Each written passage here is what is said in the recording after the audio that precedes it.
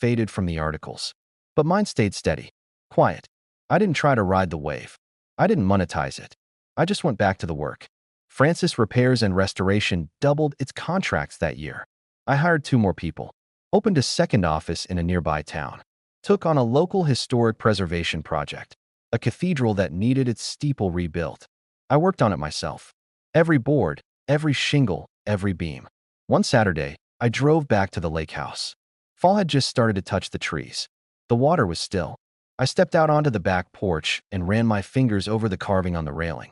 Some things are built in silence. I sat in the deck chair, listening to the wind in the branches, the soft creak of the dock.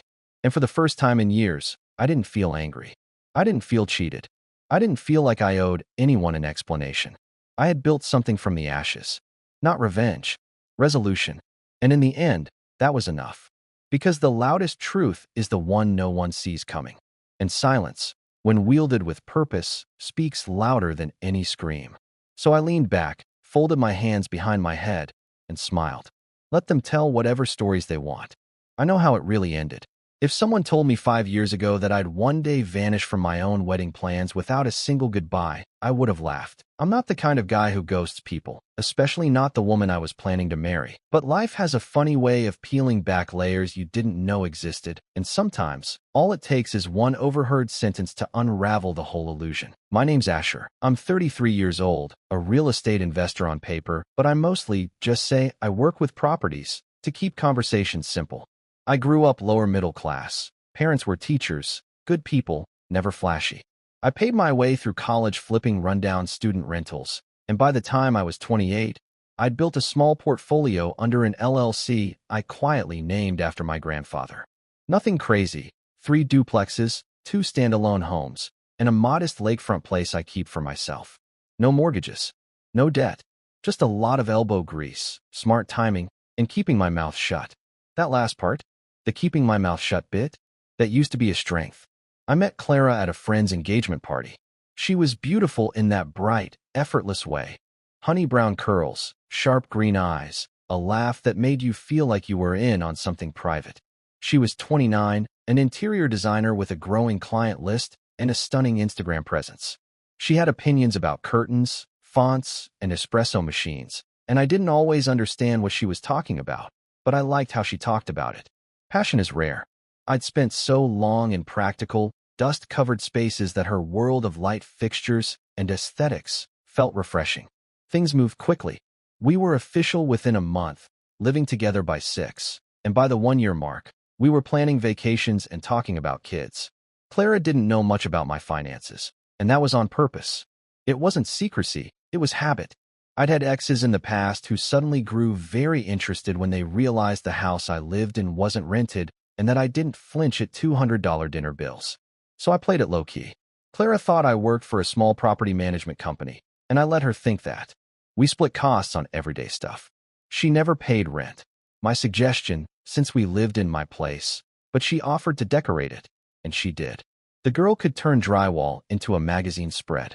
To her credit, Clara wasn't overtly materialistic. She wasn't one of those women posting #blessed next to a luxury handbag. But she liked nice things and had a strange relationship with ownership. I noticed it when she'd say things like, our couch, even though I'd bought it before we met, or when she'd host her friends and call the house her project. I didn't mind at first. Honestly, I liked that she felt at home. What started to bug me was how quickly her family followed suit. Her mom, Melinda, had this way of touching every item in our home like she was sizing it up. Oh, this backsplash is adorable, she'd say, running her fingers along the tile. Clara really has an eye, doesn't she? When the 2 of you eventually get the deed sorted, I hope you'll keep her name first. That was the first time I blinked. The deed's not really something we're changing, I said casually. Melinda just smiled, like I was a child saying I wanted to be an astronaut. Clara brushed it off later. She doesn't mean anything by it, she told me, curling into my side on the couch. She just assumes we'll co-own everything after we're married. She's old school.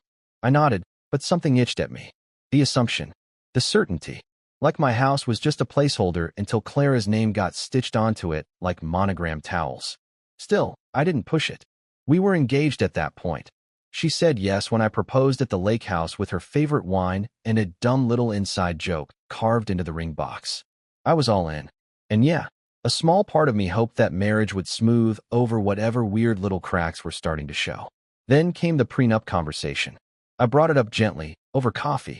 Nothing formal, just a hey, I've been thinking about putting together a prenup. Not because I don't trust you, but because I've worked hard to build some of this stuff before we met, and I just think it's smart. Clara's face felt like I'd suggested a funeral instead of a wedding. A prenup? She repeated, like the word tasted sour. Yeah, just something basic. It doesn't change anything day to day. She set her mug down and crossed her arms. It changes everything. It says you don't believe in us. It ruins the romance, Asher. I'm not marrying you so I can take your stuff. I wanted to ask, then why does it bother you? But instead, I said, okay, just like that. Because love, right? Because maybe she was right and I was being too business-minded about something that was supposed to be sacred. So I let it go. No prenup. No further discussion. I chose trust. I chose Clara. And I would have kept choosing her, blind and stupid, if it weren't for the phone call. It was 2 weeks later. Clara was in the kitchen, on speakerphone with her sister, Jenna, who'd never liked me much and didn't care to hide it. I was in the hallway, out of sight, trying to fix the cabinet hinge that had been squeaking for weeks. I wasn't eavesdropping. I swear I wasn't. I was just frozen, because I heard Clara laugh. This sharp, giddy laugh I hadn't heard since the engagement. And then, Jenna, relax. Once the ring's on, I'm transferring the house into my name. He doesn't even realize it's not protected. It's under his LLC, not personal. It's like free real estate. She laughed again, louder this time. My stomach didn't drop. It caved in. There was this buzzing in my ears, like TV static. I waited for Jenna to say something like, that's a joke, right? Or, you're not seriously planning that. But Jenna just hummed like she was sipping tea. I told you, she said. These property guys always think they're smarter than everyone. Just smile and nod, then do what you have to do. I didn't move. Not when Clara hung up. Not when she came into the hallway and kissed me on the cheek and asked if I wanted to go look at centerpiece designs that weekend. I didn't say a word. I just smiled. And 2 days later, I called my lawyer. You'd think that overhearing your fiancé plotting to take your house would make everything after that feel like background noise. But what I didn't expect, what really cracked something inside me, was how normal everything looked the next morning. She made pancakes, wore my hoodie, played Fleetwood Mac like it was any other Saturday. I sat there chewing rubbery bites while she scrolled Pinterest for wedding bouquet inspiration. She had a whimsical autumn romance theme picked out, rust orange and dusty rose. I nodded at every photo like I hadn't just heard her treat our relationship like a real estate heist. At some point, she glanced up and said, hey, my parents want to come over for dinner next weekend. Maybe we could show them the table setups. I said sure. I said sure a lot after that. I don't know if it was cowardice or calculation. Maybe both. But I knew then that confronting her wouldn't fix anything. She wasn't confused.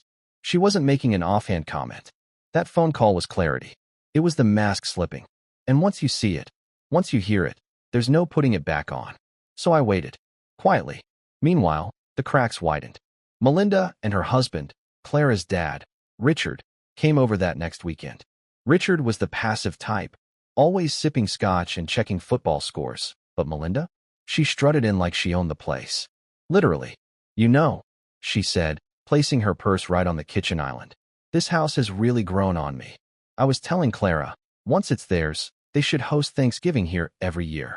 That fireplace is perfect for family photos. I looked at Clara. She didn't flinch. Melinda continued. I already put a deposit on those gold-rimmed charger plates you liked. You're reimbursing me, by the way. Clara smiled sweetly. Of course, Mom. Asher said he'd handle the decor budget. Did I? That was news to me. The conversation shifted to catering, and I sat there in my own dining room like an intern at a company party. I wasn't being asked, I was being assigned. Later that night, I checked the wedding budget spreadsheet Clara had made. My name was at the top, next to the words, primary contributor. No discussion, no agreement. Just listed. I scrolled down. Tent rental, $8,000. Paid. Flowers, $5,200. Deposit made. Cake, $1,100. Paid. Almost every major vendor was already secured, through my card. It wasn't just the money. It was the way I'd been factored in like a bank account. Not a partner. Not even a person, really. Just a wallet with legs. That phrase stuck with me for some reason. Wallet with legs. I started repeating it in my head whenever Clara handed me receipts with that casual, just cover this for now smile. And she did it often. She wanted a live string quartet for the ceremony. A rare, discontinued Vera Wang gown. Custom calligraphy for every invitation. I could have said no to any of it. But she always asked at the right time. After sex, after drinks, after distracting me with her laughter, or rubbing my shoulders like she was smoothing over a speed bump. It was subtle, but I began to feel less like someone she loved and more like someone she was managing. I told myself I was paranoid, that maybe I was twisting her actions to fit the worst version of her. But then came the brunch. Her younger brother, Corey, had just gotten engaged too, and we were all meeting his fiancée at this trendy place downtown. It was me, Clara, Corey, his fiancée Lily, and both sets of parents. They'd gotten the back patio reserved for close family and significant others. When we arrived, Melinda made a show of greeting everyone like royalty. When it came to me, she barely brushed my shoulder with her hand. "Asher," she said, "you look tired. Working too hard." Clara giggled. "He's always tired. But at least the house looks nice, right?" That got a laugh from everyone except Lily, who looked visibly uncomfortable. I tried to shake it off until the waiter brought the champagne for a toast. To the future Bennetts. Clara's dad cheered, raising his glass. I went to clink mine, but Melinda interjected. "Oh, let's not forget to toast our upcoming wedding too. Clara and Asher's special day is around the corner." Everyone clinked again, but what she said next is what really stuck. I always knew Clara would land well. She's a smart girl. Knows how to pick a man with resources. That word, resources. It wasn't even subtle anymore. I looked at Clara. She didn't say a word. Didn't correct her mom. Didn't glance at me like, "Sorry, she's being weird." She just sipped her drink and smiled. Later, Lily pulled me aside in the parking lot. "Hey, can I ask you something weird?" I nodded. "Do you feel like you're being swallowed whole by this wedding?" I laughed, unsure how else to respond. She frowned. "Clara's not the same around you. She's different in private, right?" I hesitated. "She used to be," I said. Lily's eyes softened. "If you need help, say something. Corey and I, well, we're not blind." That night, I opened a new spreadsheet. Not for the wedding, for the exit. I started tracking everything I'd paid for. Copies of every receipt. Screenshots of text messages. Vendor contracts. I wasn't planning to sue. I just wanted a record. A breadcrumb trail of how this whole thing was spiraling. And then came the registry. Clara invited me to her laptop one evening, bubbly and excited, to show me what she'd added to our dream wish list. Except it wasn't just blenders and dishware. She'd added a new set of keys for a Tesla, a king-sized canopy bed, a $4,000 espresso machine. "Babe," I said slowly, "this isn't a registry. It's a ransom note." She rolled her eyes. "It's just for fun. People know we're aiming high. Besides, you've got it. You're doing well. Everyone knows that. Everyone." She blinked. "I mean, you don't hide it very well." I had. Until her mother poked around in our mail. Until Clara peeked over my shoulder at a tax form. Until her dad made some comment about Asher probably writing the IRS checks with a gold pen. I realized then, they'd all been doing the math behind my back. And I'd been giving them the numbers. Every single time. Still, I kept quiet.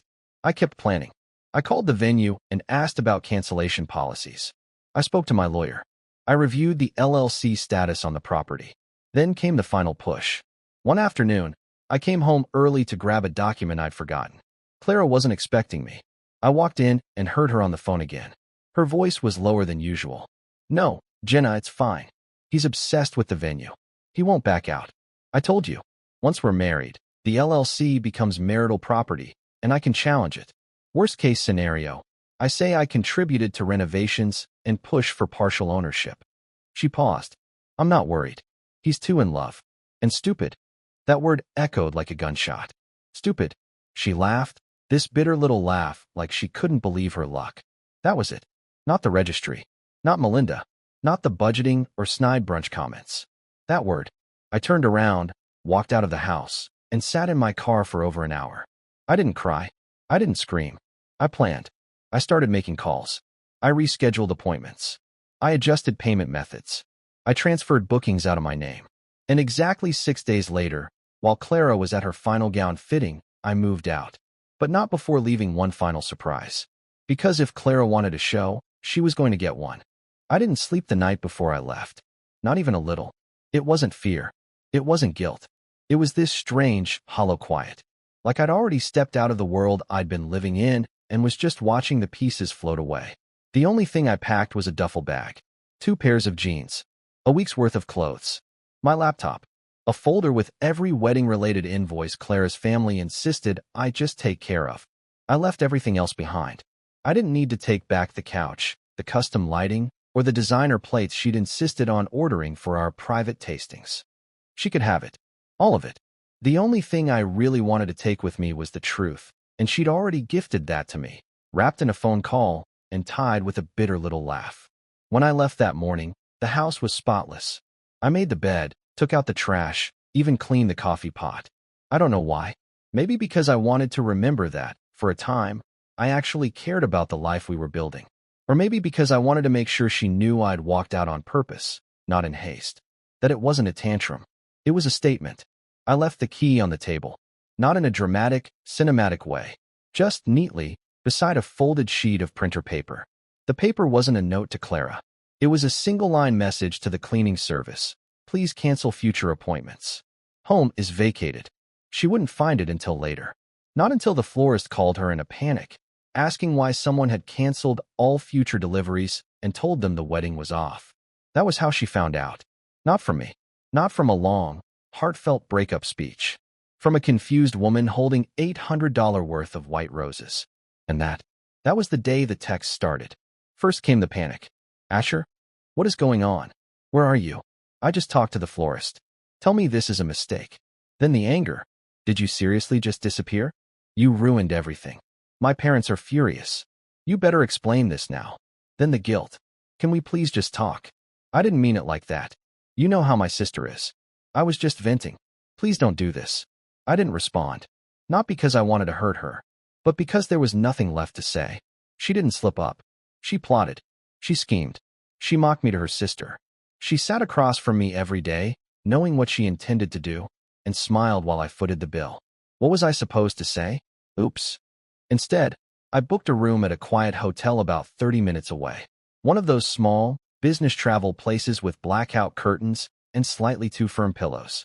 It wasn't much, but it was mine for now. I sat on the bed that first night, scrolling through my emails, forwarding all the venue and vendor cancellations to Clara's parents' address. They'd insisted on the original bookings being under my name. Streamlines the payments, Melinda had said. So I streamlined the refunds directly into their inbox. Attached to each message was a copy of the invoices. The florist, the caterer, the tent rental, the venue, the band, the cake. Altogether, $43,728.41. No note. Just receipts. Let them do the math. That week was a blur. Not because I was busy, but because I wasn't. The quiet hit like a freight train. After a year of wedding meetings, family dinners, constant texts about napkin colors, and seating charts, there was nothing. No one needed me. No one was asking me to pay for anything. No one was sweet-talking me into a small splurge. It should have felt freeing. It didn't. Not at first. I woke up each day feeling like I'd fallen off the map. The phone buzzed now and then, Clara's name, always hovering at the top of my screen like a reminder of everything I'd walked away from. But I never picked up. I couldn't. Every time I saw her name, I heard her voice again. He's too in love. And stupid. Those words stayed with me like frostbite. I spent my days walking. Just walking. I'd find a coffee shop, order something simple, sit outside and watch people pass by. Couples holding hands. Kids laughing. Older folks talking about weekend plans. Life just happening. Untouched by betrayal. I envied them. But slowly, quietly, something inside me began to shift. I wasn't just walking aimlessly. I was observing, thinking, remembering who I was before all of this. I started opening old files. Projects I'd shelved. Properties I'd been too distracted to check in on. One of the duplexes in my portfolio was sitting half vacant. I called my contractor, asked for a quote on updates. Another home needed landscaping work before winter. I scheduled it. I reconnected with my accountant, revised my cash flow plan, consolidated some lines of income. I hadn't looked this closely at my own books in over a year. It felt like dusting off a part of myself that had been buried beneath wedding dresses and charger plates. For the first time in months, I wasn't spending, I was building again. And I was sharper than ever. With every spreadsheet I updated, with every contractor call I made, I started to feel like myself again. Not Clara's fiancé, not Melinda's walking wallet, just Asher, the guy who used to see potential in cracked windows and rotting porch steps. I leaned in. I made a list of goals I'd let slip. A commercial property I'd been eyeing for months. I put in an offer. A small real estate podcast I'd been invited to guest on a year ago, but ignored because wedding stuff got in the way. I reached out. We recorded a 2-part episode about smart asset protection, and I didn't mention Clara once. But when the host asked me what I'd learned about trust in business, I paused for a long second and simply said, everything. It felt good. Quiet, steady good. Not explosive revenge. Not flashy payback. Just quiet, personal clarity. Clara, meanwhile, did not go quietly. One day, I made the mistake of checking her Instagram. I don't know why. Morbid curiosity, maybe. She hadn't posted anything about the cancellation. No dramatic breakup announcement. No public dragging. Just curated silence. But I noticed something. Her photos started changing. The "we" captions disappeared. The soft couple shots gave way to solo mirror selfies and vaguely poetic quotes. One, in particular, stood out. Sometimes the person you trust most shows you why you should have trusted yourself instead. The irony almost made me laugh. I didn't comment. Didn't reach out. But the comments were full of heart emojis and your glowing messages. Of course she was. She always landed on her feet. But me? I was learning to stand again. And then she emailed. Not text. Not a call. A full email. Formal. Subject line, a few things. She asked for some items she'd left behind. Some of her design books, a set of cookware her aunt had gifted her, a pair of heels she'd worn maybe once. And, oddly enough, the houseplants. I know this is awkward, she wrote. But I think we should meet and talk. In person. One last time. There are things I need to say. I didn't respond right away. I reread the message 5 times. I thought about how much of myself I'd bent to keep that relationship alive. How many compromises I'd made. How many subtle insults I'd swallowed because love is supposed to be patient, understanding, forgiving. But what happens when love is only expected from one side? What happens when you give someone the benefit of the doubt, and they use it to draw a blueprint for betrayal? I stared at the screen for a long time, and then I typed out a response. 3 sentences. Polite, firm, clear. But before I hit send, I got a call from her father. And what he said, that changed everything. Because I expected begging. I expected apologies. I even expected anger. But what I didn't expect was what he knew and who he blamed. It was around 10:30 on a Thursday morning when my phone lit up with a number I hadn't saved but instantly recognized. Clara's dad, Richard. I stared at the screen for a few seconds. My thumb hovered over the decline button. He was the one family member who had always stayed in the background, never pushing, never overly warm either. Just present. The kind of man who lived in the shadow of his wife's opinions and his daughter's ambitions. I almost didn't answer. I thought maybe it was a trap, that Clara had sent him in as some neutral third party to guilt-trip me into talking. But something told me to pick up. And what he said, it rewrote everything. Asher, he began, his voice low and tired, like he'd been rehearsing the call all night. I hope I'm not calling at a bad time. It depends, I said carefully. I just wanted you to know I'm sorry. I blinked. For what? He sighed. For not stepping in. For letting things get this far. And for how Melinda's been acting. How Clara's been acting. Silence. I didn't know the half of it, he continued. But I know enough now. I sat up straighter. What are you talking about? I found your email, he said. The one with all the invoices. I looked through every line. Every payment you made. Every deposit that was expected of you. I did the math, Asher. And then I had a long conversation with Jenna. Clara's sister? She came over yesterday, he said.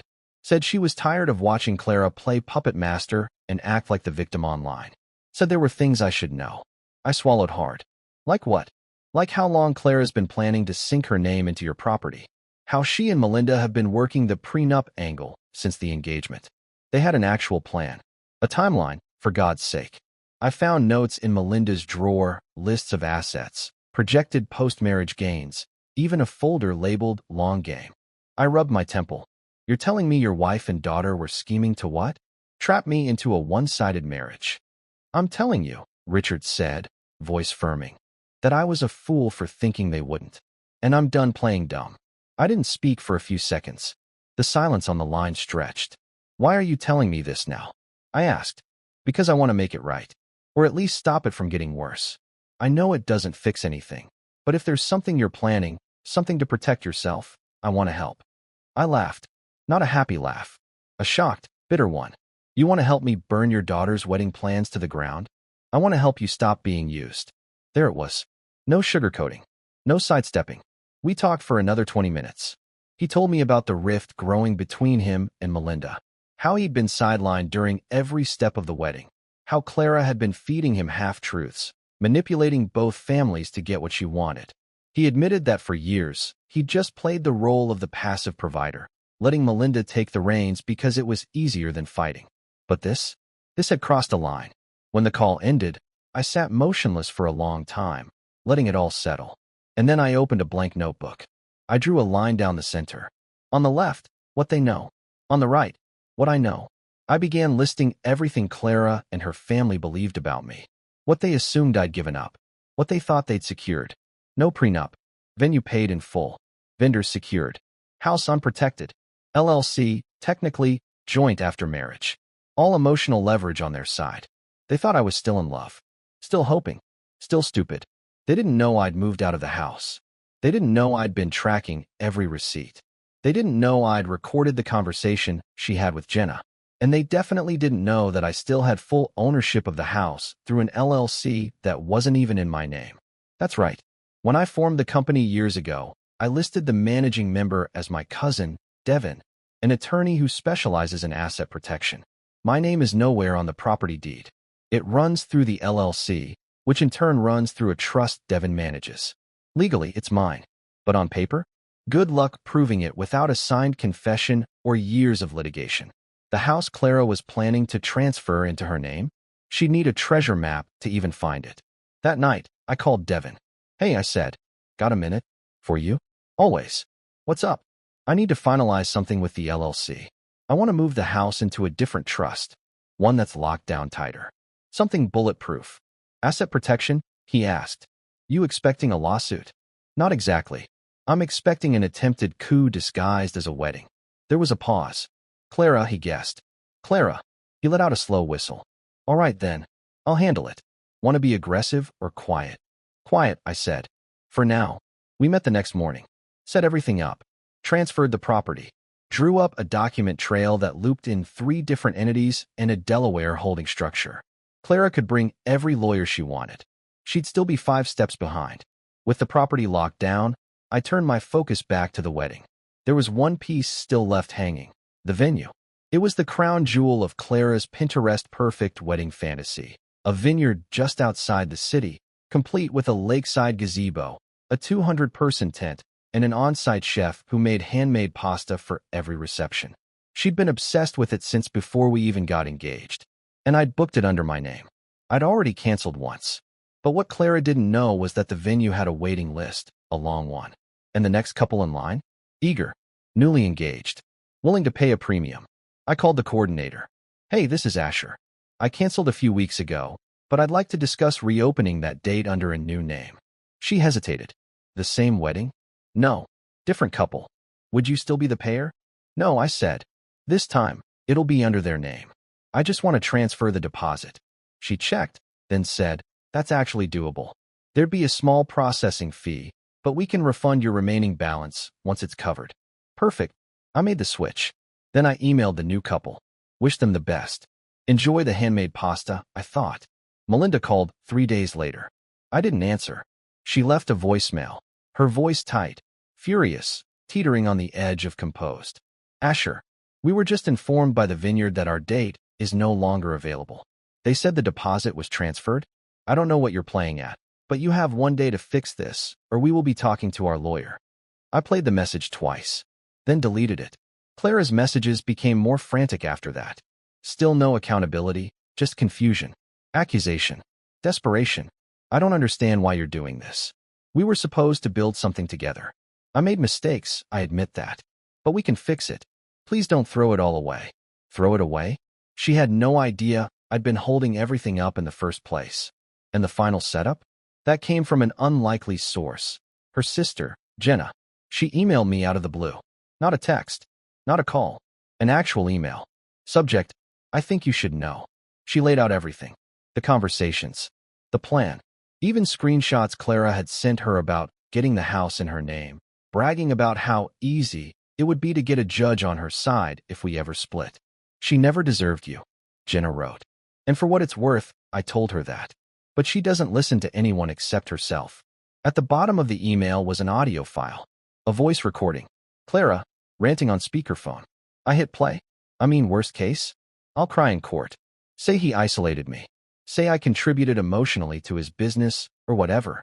Judges fall for that stuff. Especially if I play the devoted fiancé card. He's too logical.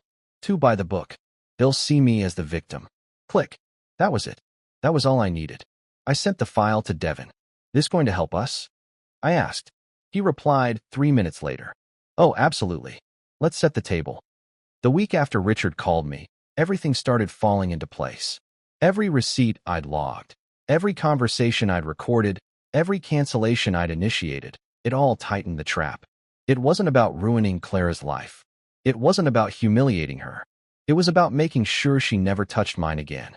My lawyer, Devin, crafted a plan with the precision of a man who'd spent his entire career protecting people from exactly this kind of mess. We filed quiet motions for additional protections on the LLC.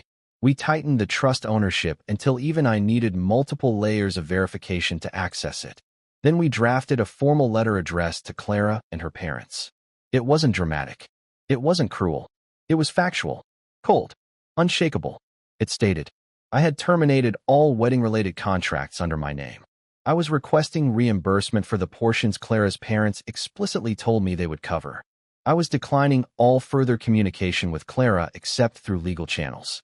The home was legally protected and completely inaccessible to non-trust entities. Any further attempts to claim ownership would be treated as harassment or fraud, depending on the nature of the attempt. It ended with one final sentence from Devin. Do not contact my client unless you intend to proceed ethically. That's when the real fallout began. Clara's parents got the letter first, and because they still believed they held leverage, they called me, together, on speakerphone. I let it go to voicemail, then sat and listened like I was watching a slow-motion car crash. Melinda started. Asher, this is absolutely ridiculous. You cannot simply vanish, then demand payments for things you agreed to handle. Richard cut in. We'll reimburse our portion, but you need to come talk to Clara, face to face. Then Melinda again, sharper this time. And about the property, don't be dramatic, dear. Once things cool down, we'll figure out the deed transition. I actually laughed. They still thought they were running the show. They hadn't seen the documents. They hadn't heard the recording. They had no idea the walls were already closing in. Clara's reaction came 5 hours later. Not a call, not an email, a visit.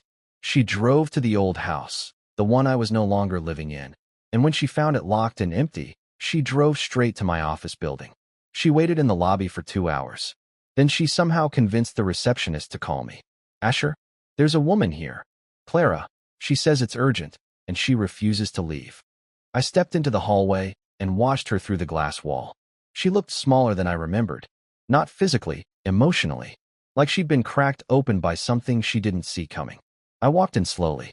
She stood up like she was relieved and furious all at once. Asher. Her voice shook. We need to talk. No, I said. We don't. She blinked rapidly. So that's it. You're just walking away from us? You didn't even give me a chance. You had chances, I said quietly. You just used them to plan how to take things from me. Her face twisted. That's not fair. I took out my phone. Pressed play. Her voice echoed through the lobby. Worst case? I'll cry in court. Judges fall for that stuff. He's too logical. Too by the book. They'll see me as the victim. Her hand flew to her mouth. I didn't raise my voice. I didn't gloat. I didn't even look angry. I just stood there, calm and steady, while the truth played between us like a documentary she'd forgotten she starred in. When the recording ended, I slipped the phone back into my pocket. I trusted you, I said, and you used that trust to draw up a blueprint for how to dismantle my life. I didn't mean You meant every word. She stopped talking. The truth was undeniable. And for the first time, she had nothing to say. After a long stretch of silence, she whispered, "Is there anything I can do to fix this?" "No," I said simply. And I meant it. She reached for my arm, but I stepped back. "You walked into a relationship looking for a prize," I said. "Not a partner. That prize is gone now." Her jaw trembled. "You can't just throw everything away because of one mistake." "One mistake doesn't involve legal strategy, financial manipulation, and rehearsed courtroom tactics," I replied. "That's not a mistake. That's a plan." She let out a breath that sounded almost like a sob. And that's when the receptionist spoke up quietly. "Ma'am, I think you should go." I didn't look at Clara again as she walked out. Not because I wanted her to feel abandoned, but because she'd already abandoned the relationship long before I ever walked away. A week later, I got a letter from her parents' lawyer. It said they would pay the outstanding amount. No apology. No acknowledgement of wrongdoing. Just money. The check arrived 2 days later. And then, silence. No calls. No emails. No surprise visits. Just nothing. For the first time in months, I breathed. But the fallout wasn't done. Not by a long shot. About 3 weeks later, I got a call from Jenna. "Hey," she said awkwardly. You might want to sit down." "What happened?" Clara posted this long rant online about being betrayed and how her ex-fiancé ruined her wedding. She expected sympathy, and she didn't get it. Jenna laughed. "Oh, she got sympathy, just not from the people she wanted." "What do you mean?" "Well, some comments asked why you'd cancel everything. Others asked what really happened. People started digging. And then someone found her old comments on a bridal forum, where she said she planned to secure the house once married." I closed my eyes. "Is it bad?" "Bad for her," Jenna said. "People are roasting her." And get this, one of her design clients canceled their contract after reading the thread. I didn't smile, but I didn't feel guilty either. Actions have ripples. And hers finally caught up. 2 months passed. I moved into a new place, a quiet, modern condo overlooking the river.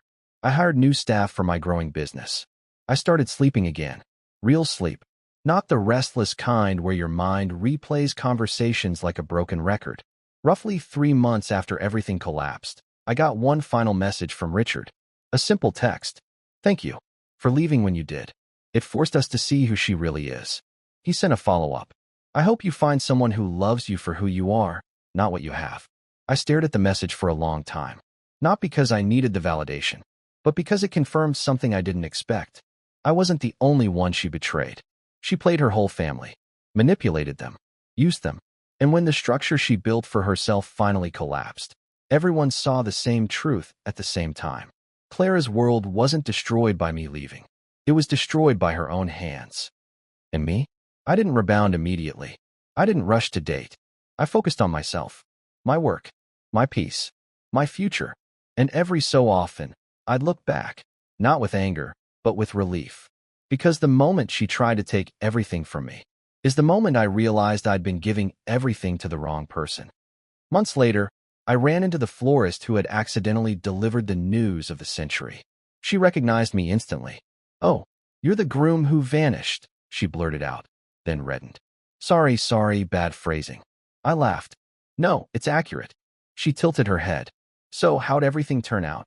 I smiled at her, calm, centered, completely at peace. And I said the truest thing I'd said in a long time. It turned out exactly how it needed to. And that was that. That was the moment I knew the story was over.